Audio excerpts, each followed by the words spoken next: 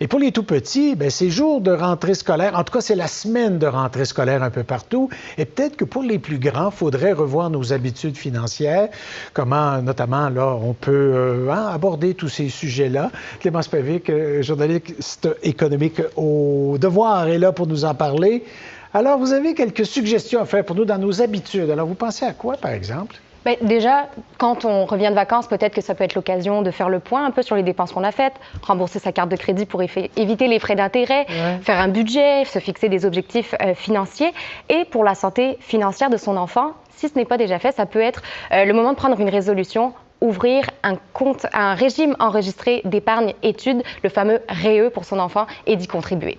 Bon, alors ça fonctionne comment tout ça? Qu'est-ce que c'est l'avantage d'y cotiser? Oui, alors le REE, vous savez, on a différents véhicules d'investissement au Québec, au Canada. On a le REER pour la retraite, on a le CELI, le CELIAP pour l'achat d'une première propriété et on a donc le REE.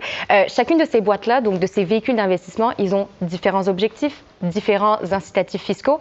Le REE, lui, donc, il sert à financer les études de votre enfant et son avantage, c'est que vous allez recevoir des subventions du gouvernement, des subventions qui sont généreuses, Marc-André. Si vous cotisez dans le régime, eh bien, vous aurez en subvention à peu près 30%, au minimum en fait, 30% des cotisations en subvention et ça peut aller jusqu'à 60% des cotisations sous forme de subvention selon votre revenu familial. Alors, qu'est-ce que ça veut dire? Ça veut dire que si vous cotisez à hauteur de 2 500 $ par an, eh bien, vous pourriez recevoir entre 750 $, 1 500 $ en subvention par an. C'est de l'argent gratuit. Est-ce que ça vaut la peine donc de mettre de l'argent dans un REE plutôt que dans un régime d'épargne classique? Bien oui, puisque vous avez de l'argent directement de la part du gouvernement.